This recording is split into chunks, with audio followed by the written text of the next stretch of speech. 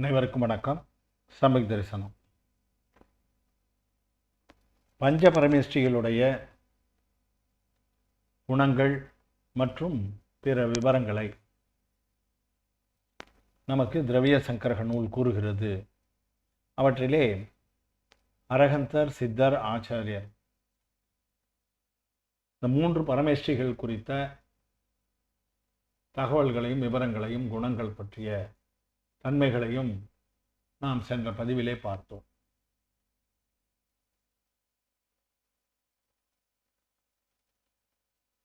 இதற்கு அடுத்ததாக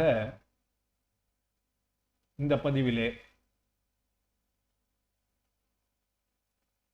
நாம் மற்ற இரண்டு பரமேஷ்டிகள் குறித்து இதிலே பார்க்கலாம். உபாத்தியாயர் மற்றும் சாதுக்கள் அவர்களை குறித்த ஆச்சாரியர் நமக்கு நேமிச்சந்திர சித்தாந்த சக்கரவர்த்தி கூறியதை இந்த காதைகள் மூலமாக நாம் தெரிந்து கொள்ளலாம். உபாத்தியாயர் என்பது ஜோரயணத்தய ஜுத்தோ நிச்சம் தம்மோ வதேசனே நிரதோ சோவஜாவோ அப்பா ஜதிவர வசகோ நமோதச, அவரை நாம் நமோ வணங்குவோம் என்று கூறுகிறார். உபாத்தியாயரை அவருடைய குணங்களை கூறி இப்படி இருப்பதால் அவரை நாம் வணங்கலாம், வணங்க வேண்டும் என்று அதிலே கூறுகிறார். ஜோனா எவர், யார்? ரயணத்தய, ரத்னத்ரயத்துடன் கூடியவர். ரயணத்ரய ஜுத்தோ, ரத்னத்ரயத்துடன் கூடியவர்.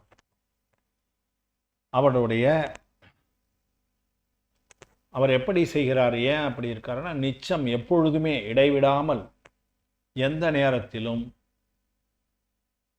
தம்மோப தேசனே, தர்ம உபதேசத்தை கொடுக்கிறார்.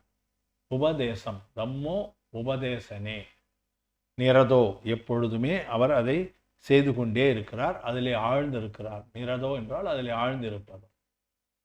அவர்கிட்ட இருக்கிற அந்த பண்பை பற்றி சொல்றார் பாருங்க. ரத்னத்ரயம் இருக்கிறது, அதே நேரத்தில் எந்த நேரத்திலும் தர்ம உபதேசத்திலே ஆழ்ந்திருப்பவர், தர்ம உபதேசம் செய்யக்கூடியவராக இருப்பவர்கள்.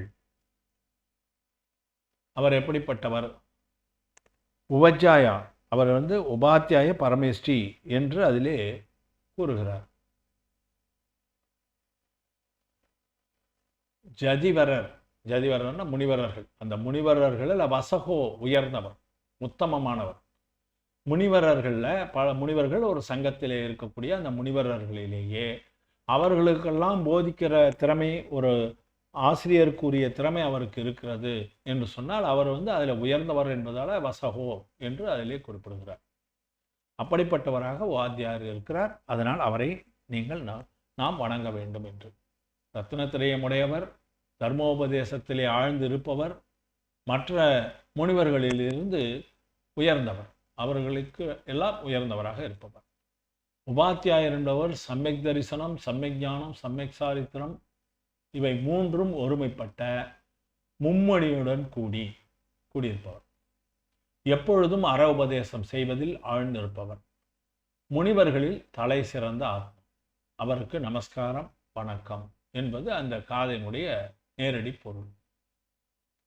அவருடைய குணம் என்ன? பவ்யர்களுக்கு மும்மணி உபதேசம் செய்தல், 10 தர்மங்களையும் உபதேசம் செய்தல். அந்த 10 தர்மங்களிலே முதல் தர்மமாக இருக்கக்கூடிய ஷமை, ஷமை என்றால் பொறுமை.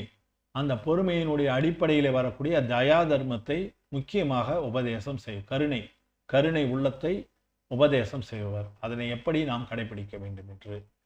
அதே நேரத்தில் அந்த இதுக்கெல்லாம் அடிப்படையாக இருக்கக்கூடிய ஆகம அறிவினை உடையவர். மதி, ஸ்ருத, அவதி, மனப்பரிய ஞானத்தை கொண்டிருப்பவர். பரம ஆகம பாவனை உள்ளவர். ஆகமத்தை, அந்த ஆகம பாவனைன்னா அதிலே ஆழ்ந்திருப்பவர், அதே தன்னுடைய பாவனையாக ஏற்றுக்கொண்டிருப்பவர். இது அவருடைய முக்கியமான குணங்கள். அவருக்கு முக்கியமாக ஆகமத்தை பற்றி சொல்லும் பொழுது அங்க ஞானம் 11ம் பூர்வ ஞானம் 14மாக 25 குணங்கள் அவருக்கு காட்டப்படும். ஆச்சாரியருக்கு 36 குணங்கள் காட்டியது போல இதற்கு 25 குணங்கள். நமக்கு அரகந்தர் பார்க்கும்போது 4 குணம் அதோடு சேர்த்து 42 குணங்களாக காண்பித்தார்கள். சித்தருக்கு 8 குணம் தான் என் குணம். அதே போல் ஆச்சாரியருக்கு 36 காண்பித்தார்கள். இப்போது அங்கே அங்க ஞானமும் பூர்வ ஞானமும் மிக முக்கியமாக உபாத்தியாருக்கு இருக்க வேண்டும், மற்ற முனிவர்களுக்கு இருப்பதனுடன் கூடுதலாக. அதனால் 25 குணங்களாக நமக்கு காட்டப்படுகிறது. இதற்கு அடுத்ததாக சாது என்பது நான் மாற்றாம விட்டாச்சு.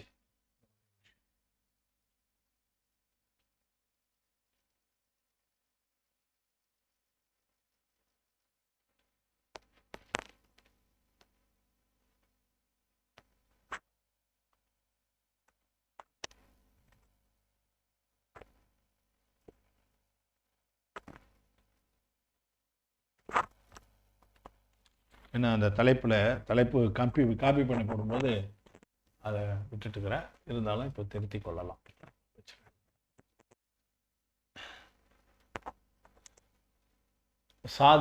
சாது என்பவர் எப்படிப்பட்டவராக இருக்கிறார்? தம்சன நான சமக்கம் மோகச ஜோஹு சாரித்தம் சாதயதி நிச்ச சுத்தம் சாஹூச முனி நமோதச. இப்படிப்பட்ட முனிவர்களை நாம் வணங்குவோம், அவர்களை நாம் வணங்க வேண்டும் என்று இதிலே கூறுகிறார். அதாவது ஏற்கனவே நம்ம சொன்ன மாதிரி சம்யக் தரிசனம், சம்யக் ஞானம், அந்த ரெண்டும் முடிவடைஞ்சிருக்கும் அவர்கிட்ட. சம்யக் தரிசனமும் சம்யக் ஞானமும் இருந்தால்தான் முனியினுடைய ஒழுக்கத்தை அவரால் கடைபிடிக்க முடியும். அதனால அந்த மோட்சத்தினுடைய வழியிலே செல்லக்கூடிய சாரித்திரத்தை அவர் கடைபிடிப்பவராக இருப்பார். தவம் செய்வதுதான் முனிவருடைய சாரித்திரம். அந்த தவம் செய்வது என்பது அவர் தரிசன ஞான குணங்களை கொண்டவராக இருந்தால்தான் அந்த சாரித்திரம் சரியான சாரித்திரமாக இருக்கும். அதனால அதை நாம் செய்வது சாதயதி, அதனை ஆராதனை செய்யக்கூடியவர்களாக இருப்பார். நிச்ச சுத்தம், எப்பொழுதுமே ராகத்வேஷம் இல்லாதவராக இருப்பார். அதனை ராகத்வேஷம் இல்லாமல் அதனை இந்த 3 மும்மணிகளையும் தரிசன ஞான சாரித்திரங்களை ஆராதனை செய்பவராக அவர் இருப்பார். சம்யக் தரிசனம் மற்றும் சம்யக் ஞான இதிலே சாதுவின் நிலை என்று குறிப்பிட வேண்டும்.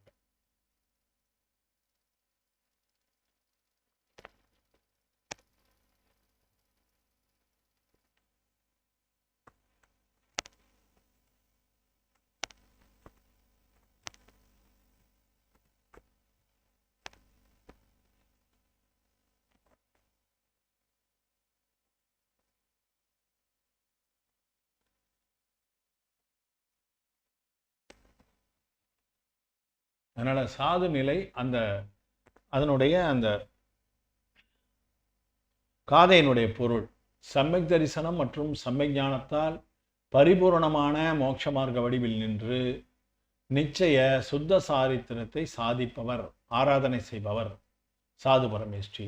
அந்த சாது பரமேஷ்டிகளுக்கு நமஸ்காரம் என்று அந்த காதையினுடைய பொருள். அந்த சாதுவருடைய குணங்களாக கூறப்படுபவை மகாவிரதம் 5: கொலை, அதாவது கொல்லாமை, பொய்யாமை, களவாமை, அதன் பிறகு காமமின்மை, அதன் பிறகு வரக்கூடிய பொருள் பற்று இன்மை. இந்த 5ம் தூய நிலையிலே கடைபிடிக்கிறது, அதுதான் மகாவிரதம்.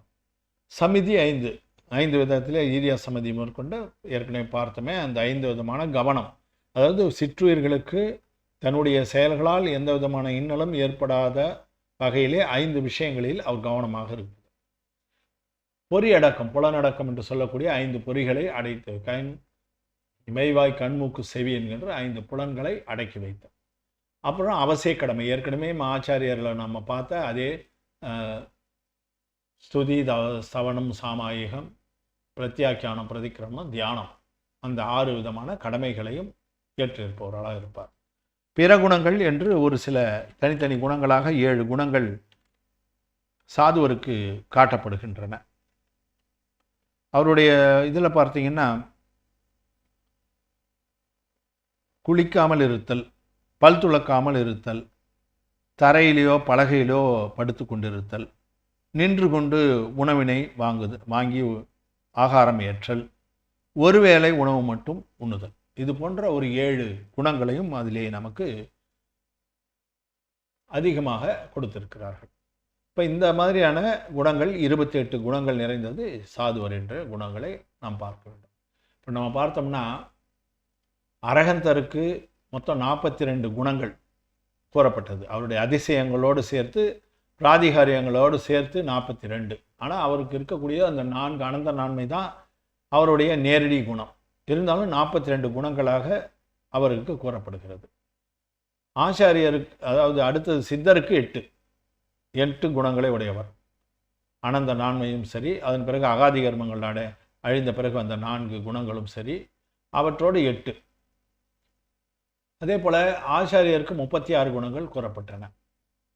உபாத்தியாயருக்கு 25 குணங்கள் கூறப்பட்டிருக்கின்றன. சாதுவருக்கு 28 குணங்கள். இப்போ இதெல்லாம் நம்ம பிரித்து பார்க்கக்கூடாது. இப்போ சாதுவுக்கு இருக்கக்கூடிய 28 குணங்களும் உபாத்தியாயருக்கும் இருக்கும், ஆச்சாரியருக்கும் இருக்கும். ஏன்னா ஆச்சாரியர்னா இதில் இருக்கிற பிற குணங்கள் 7 இருக்கு இல்லையா, அது இல்லாதவர்னு நம்ம நினைக்கக்கூடாது. ஏன்னா இந்த நிலையில் இருந்து தான் அவர் உயர்கிறார். இப்போ இந்த சாது நிலையில் இந்த 28ஐயும் கடைபிடித்தால் உபாத்தியாயர்லையும் இந்த 28ஐயும் கடைபிடிப்பார். அவர் ஆச்சாரியரானாலும் இந்த 28 நிலைக்கு போவார். அந்த மாதிரியாக நாம் புரிந்து கொள்ள வேண்டும். சாதுவரின் குணங்கள் என்பது 3 பேருக்குமே இருக்கும். ஆச்சாரியருக்கும் இருக்கும், உபாத்தியாயருக்கும் இருக்கும், சாதுக்களுக்கும் இருக்கும். அதுக்கு தவிர அந்த ஸ்பெஷல் குணங்கள் தான் இதில் காணப்படாமல் கூறப்படுகின்ற மற்ற குணங்கள் என்பதை நாம் புரிந்து கொள்ள வேண்டும். அதனால் பஞ்சபரமேஷ்டிகளை நாம் ஏன் நம்முடைய ஜப மந்திரத்திலே ஜபிக்கிறோம் என்பதற்கு நம்மை முக்தி மார்க்கத்திற்கு அழைத்து செல்பவர்கள் அவர்கள்தான். அவர்கள் இந்த குணங்களை உடையவர்கள். நாம் தியானம் செய்யும்போது இந்த குணங்களை நினைத்து தியானம் செய்ய வேண்டும். சாதுவருக்கு இந்த மாதிரி குணங்கள்லாம் இருக்கின்றது. மகாவிரதம் 5, அந்த மகாவிரதம் 5ஐ நாம் எவ்வாறு கைக்கொள்வது? சின்ன சின்ன விஷயங்களிலே கூட இம்சையை விட்டுவிட வேண்டும். சாதாரணமான உண்மைக்கு மாறான விஷயங்களை நாம் பேசக்கூடாது, அல்லது மனதிலே நினைப்பதும் கூடாது. 3 இதுலையும் செய்யணும். அதை மனவசன காயம் என்ற 3க்கும் பொருந்தும். அதே போல பிறர் பொருளை தன்னுடைய பொருளாக நினைப்பது கூட தவறு என்று அந்த சாதுவருடைய நிலையிலே நாம் அறிய வேண்டும். காமம் என்பது முழுமையாக துறக்கப்பட்டதாக இருக்க வேண்டும். பொருளாசை என்கின்ற அந்த சஞ்சூரண லோப கஷாயம் இருக்கும் 10ஆம் நிலை வரைக்கும், அவற்றையும் விடுவதற்கு முயற்சி செய்ய வேண்டும். அதுதான் மகாவிரதம். அதுபோல தான் சமிதி, அந்த புலனடக்கம், இவற்றை எல்லாவற்றையும் எவ்வாறு சாதுக்கள் கடைப்பிடிக்கிறார்கள் என்பதனை நாம் ஸ்ராவகராக இருக்கும்போது, நாம் தியானம் செய்யும்போது, நம்முடைய தர்ம தியானத்திலே இவற்றை எல்லாம் நாம் நினைத்து பார்த்து அதை அடைகின்ற வழிகளை நோக்கி நம்முடைய பயணம் இருக்க வேண்டும் என்பதை தெரிவிப்பதற்காகத்தான் இந்த பஞ்சபரமேஸ்வருடைய குணங்கள் நமக்கு விரிவாக கூறப்படுகின்றன. அப்போ அந்த குணங்களை நாம் அறிந்து கொண்டு அவர்களுடைய குணங்கள் தான் அவை, அவங்க வரும்போது அந்த குணத்தை தான் நம்ம பெற வேண்டியிருக்கோம் அப்படின்னு அந்த மாதிரியான எண்ணத்திற்காக அல்ல, அவற்றை நோக்கிய நம்முடைய பயணமானது எப்படி நிகழ்த்தப்பட வேண்டும் என்பதை தெரிவிப்பதற்காகத்தான் இந்த பஞ்சபரமேஷ்டிகளுடைய குணங்களை நமக்கு சித்தாந்த சக்கரவர்த்தி தெரிவித்திருக்கிறார். நம்முடைய நூலினுடைய இறுதி பகுதிக்கு அடுத்து நாம் செல்ல இருக்கிறோம். அவற்றினையும் நம்ம பார்த்தால் இந்த 58 காதைகளை கொண்ட திரவிய சங்கரக நூல் மிக விரிவாக சுருக்கமாக கூறப்பட்டதை நாம் விரிவாக பார்க்கிறோம் என்ற ஒரு கருத்தோடு இந்த பதிவினை நான் முடிக்கிறேன். அடுத்து வரக்கூடிய பதிவுகளிலே அவர் என்ன கூறுகிறார், தியானத்தினுடைய உச்சநிலை குறித்து அதில் கூறுகிறார், அதை எப்படி அவர் தெரிவிக்கிறார் என்பதையும் நாம் பார்த்து அறிந்து கொள்ளலாம் என கூறுகிறேன். இந்த வாய்ப்புக்கு நன்றி. வழக்கமாக யூடியூப்பில் இதனை பதிவு செய்திருக்கிறேன். அதே போல் வாட்ஸ்அப் குரூப்களிலும் ஒளி பதிவாக அனுப்பப்பட்டிருக்கிறது. ஒளி அதாவது சப்தமானது யூடியூப்பில் மாறி மாறி கொஞ்சம் ஒரு நாள் குறைவாக இருக்கிறது, ஒரு நாள் அதிகமாக இருக்கிறது. அதனுடைய காரணம் தெரியல. அது டெக்னிக்கலாக நம்ம நண்பர் ஒருவர்கிட்ட சொல்லியிருக்கேன், அவரும் நமக்கு எப்படி செய்கிறதுன்னு சொல்லியிருக்காரு. பார்ப்போம், அதை இம்ப்ரூவ் பண்ணலாம். நம்ம இந்த நல்லறம் என்கின்ற அந்த சேனலை தொடர்ந்து நீங்கள் சப்ஸ்கிரைப் பண்ணுங்கள். உங்களுக்கு தெரிந்தவர்களிடம் கூறி சப்ஸ்கிரைப் செஞ்சீங்கன்னா நம்ம அவங்க எடுத்து அதை உடனடியாக தேடாமல் பார்ப்பதற்கு அது உதவி புரியும் என்பதனால் அவர்களிடமும் சொல்லி அதை சப்ஸ்கிரைப் செய்து பார்க்குமாறு அன்போடு கேட்டுக்கொள்கிறேன். அனைவருக்கும் வணக்கம். ஜெய் ஜினேந்திரா. இளங்கோ திருமொழி, திண்டிவனம்.